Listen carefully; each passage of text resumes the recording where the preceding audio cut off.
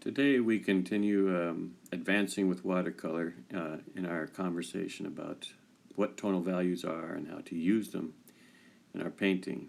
And we're going to use a rather complex motif, which we often face when we're in nature or in the city where we see a lot of things going on, a very busy scene. And we're going to try and use tonal values to help us find a way to simplify that.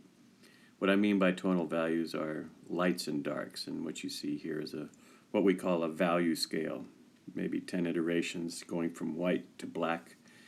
And it's a great simplification of what we see. In fact, our eyes are able to perceive maybe 120 varieties, variations in any one color. It's a lot of information, and we are visual creatures, so it's evolved, I'm sure, as a practical purpose. Anyway, look at this scene, it's just crazy busy. A lot of lights and darks scattered throughout the painting.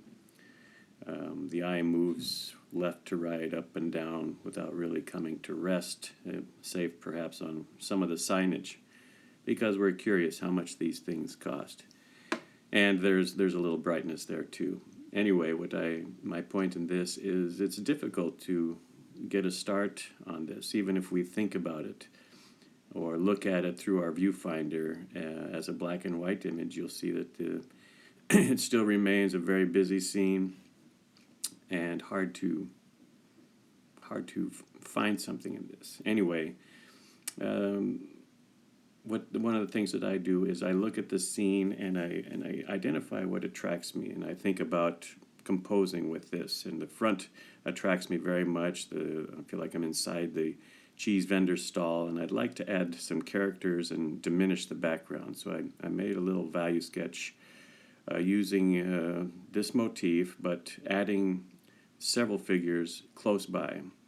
And I'm using the barrels in the front. I've added a main figure, maybe giving change to a customer. I've also added a kind of rendition of the canopy overhead so that we feel like we're intimate, we're in close proximity to what's going on. I included I adjusted the signage, but I'm making the signage prominent, and I'm also going to refer to the shapes of the cheeses that are stacked behind the vendor and around the vendor. The second vendor is working, and this is how I've simplified the scene. Basically thinking about three values: light in the background, medium tone throughout, and then concentrating darks, especially the heads of the two figures are against a light area. This was my strategy in simplifying the scene a bit. I want to focus on these two figures having an interaction, surrounded by other things, of course, but look at how simple the background is. It's basically a light passage behind the figures. Also, the cheeses and signage behind is very much a silhouette. The foreground has been softened to make it a little more of an easy entry into the painting. So here you see me going back and starting with pencil to clarify the figures. I want the figures to stand out, and so I start with the figures. I place them a little off center, and drawing with some care. I want them to be recognizable. I want the scene to feel as it should. The figures should be, relaxed, having an exchange, not forced onto the scene. Once I get these two figures, I find it easier, let's say, to choose what to include, to choose what to exclude, and thereby proceed to build the image. So as I move outward from the figures, you see I keep it very, very general. Almost no details, even in the figure that's in the left-hand side, is kept very, very, very simple, without much detail. And that's how I want the painting to proceed. I don't want to get too busy behind the figures. I don't want to get too busy in front of the figures. So that's the thought process. That's my thinking in using a busy scene, but trying to keep it rather simple. And I'm going to precede everything with a very general light wash, giving some warmth to the whole scene, using light colors of yellow ochre, some cadmium reds. All this translates into warm tones for the figures, warm tones for the items that are in the barrels, certainly a warm tone to the canopy. Even the background is going to have a very pale rendition of this color. And as we move forward, I'm going to contrast all these warms against a bit of cool, a bit of pale light behind the scene, which is using, I think I'm using cobalt blue here. All of this is wet under wet, so the edges are really going to be diffuse, and I won't count on strong edges until I get into the second passage, which I'm going to be working on dry paper, so it'll have the opportunity to build in some very strong edges. Right now, I want to indicate some local color in the overhanging canopies. Within the stalls itself, I want there to be some local color, and certainly I want my figures to have a warmth to them, a warmth through the dress and through the flesh and all of this stuff. So this underpainting kind of sets those notes very loosely, and I feel I let the water kind of blend things and morph things, and sometimes I follow the pencil work that I do in the beginning. Sometimes I improvise more based on how the painting is dried. So even in this early rendition, you can see that the figures have a prominence. They're warm against a cool background. They're dark against a light background, and pretty much doing what I want this underpainting to do, to give a foundation for the future stuff. So now let's move on to painting the background. Here's where I make an attempt to really simplify what's going on, just putting in a slight reference to shadows in the background, some windows, a suggestion of a canopy, but all done with sort of a pale, cool gray. Simple brush strokes. Once I get these in place, then is when I go about painting the interior of the stall with a little more contrast. One of the things when we're that we face when we're looking at a complex scene is kind of grouping similar values.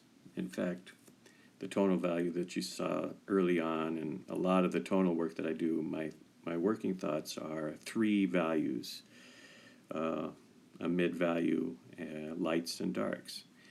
And the proportions of these can vary. One thing that seems to be consistent is the mid value is usually occupying the greatest shape in the painting. That means that the mid values are dominant, and lights and darks are of a smaller quantity. And once I can identify where the focal point is, I use contrast. In other words, I'm purposely keeping it pale behind my figures because I intend to make them dark against this light area. So this strategy helps to keep you out of trouble and helps you to create a very clear and focused center of interest. Now I'm kind of moving through with the brush, creating the patterns that are represented by, could be cheeses or sausages or breads that are in the baskets. These I'm treating as patterns. And what that means is I look at a consistent shape, a block of cheese or a sausage or whatever it may be, and I just start repeating that. You can see how I repeated that shape in the barrel. You can see how I'm repeating it in the background, using a smaller brush, of course, but nonetheless, I'm thinking about repeated shapes or patterns. And this will help you also to keep your brushwork loose and free. The complexity involved in these patterns, if you start to paint individual objects in the barrels or in the cheese rack, if you start to paint them one by one by one, you'll quickly get bogged down and the painting will lose a lot of its life. These things are sort of an accompaniment to the main scene, an important one, but one that you can kind of treat with a little bit of style or flair, and thinking about them in terms of repeated shapes and letting the brush start to work around them in that way, I think ends up with a more lively result, and certainly keeps me from getting bogged down.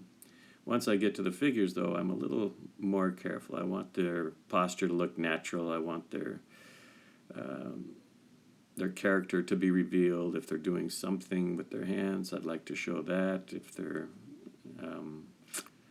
in a sort of conversation, I'd like to show that. Anyway, you can see I'm using a smaller brush. This is a Sablette made by Lowell Cornell. Everybody likes to know the name of this brush. It's I get it through Dick Blick online. It's a cheap brush, but it's got a very long point to it, and that helps me carry a large amount of paint to the paper and still keep a very fine tip.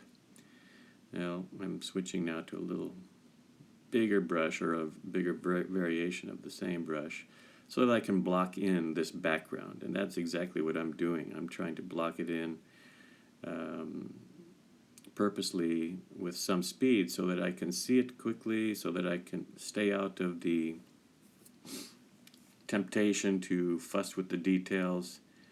I really block it in, and now you can see that this mid-tone, how it's extended from the foreground in a lighter passage to the midground and starting to create our figures. It's creating our figures perhaps with a light aspect, which I will later add to and darken, but it's creating our figures through contrast. We can see them appear in contrast. And this left-handed figure, my hope is to keep it rather on the light side, but my intention with the middle figure, the main figure, is to go quite dark, because from the beginning I envisioned this piece to have two dark figures with an exchange, and everything else to kind of be balanced around them. So the pattern making has revealed, some nice shapes in the foreground, some interesting shapes in the background of signage and blocks of cheese kind of stacked up behind our vendor. And I continue to refine these details with that smaller brush, but it should be noted that my thoughts about tonality remain consistent, whatever color I'm using. I'm going, from a middle dark to a strong dark, using whatever color. In this case, a blue. In the case above, a red. But I'm very much aware of the darks that I'm creating and how they're creating this sort of silhouette against a light background. I find that very reliable and gives me the ability to say what I want to in the piece. We're inside the stall, so it's going to be a little darker, but our main figures are quite dark against the background, which is light and cool. So I'm using these contrasts, light and cool in terms of color, and dark and light, dark against light, to give my painting a quick readability. I want this to be the first thing you say, and I want it to tell you the story of what's going on in the scene.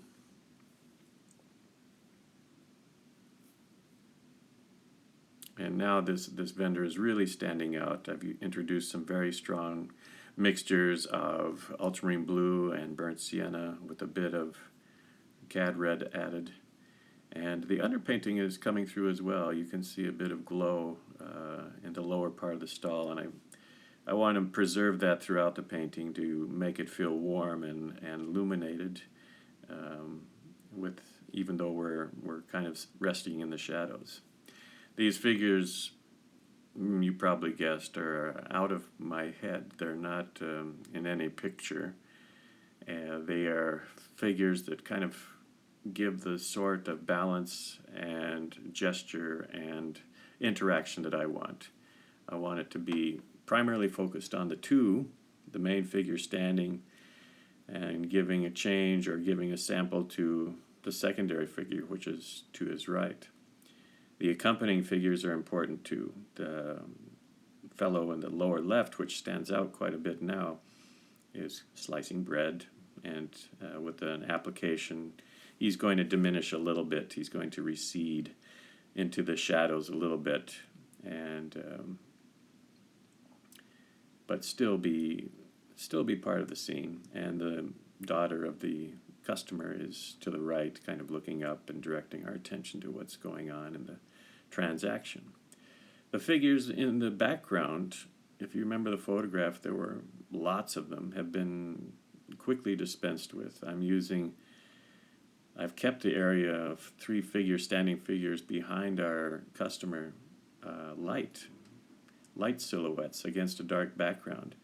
And that may seem odd to you. Certainly it wasn't what the photograph showed you, but in the visual language, well, I should say in this painting, I feel it can work. That's why I'm leaving it untouched at this moment. I don't want to suddenly go in and paint them as darks, because my main figures will disappear.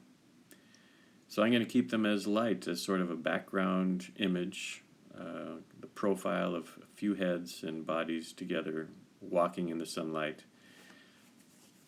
behind the scene. Well, I'm staying with my brush here and kind of building up this the extended hand of the customer, which is an important part. It's almost like a bit of electricity there between the two hands. I didn't intend that, but it's working out that way. And I use a small brush for these details because obviously I want to keep it believable. When I go into the large areas, then that's when I move to a little bigger brush and try to keep things lively. So the scene is starting to acquire that finished quality to it. The main figures are established. The lighter background is finished. I won't do anything to that. The mid-tone that runs behind the figures and into the foreground, working well enough. I need to adjust this figure that I'm painting now because I don't want it to take too much attention. And you see, as soon as I cover that up, how it disappears into the mid-tone. And this is intentional. I don't want it to speak too loudly in the painting. I want these two main figures to be in a point where the eye can rest and return to as you look at the painting. And this figure to the lower left is gaining a certain amount of interest too, just because of the mysterious quality. In other words, once you find the edges that reveal the figure, you want to know more. You want to know what he's doing. You want to know what the hat says. You want to know what's in front of him. So this sort of interest in the mystery is something that I count on too. The painting is finished at this point, and I think you understand how I was thinking about tonal values, relegating my strongest darks through the middle of the painting and feeding up into the figures. Certainly the heads of the two main figures stand out because of contrast. This was the intention from the beginning. And with a simple beginning, I'm able to add complexity and nuance as the painting moves to a finished state.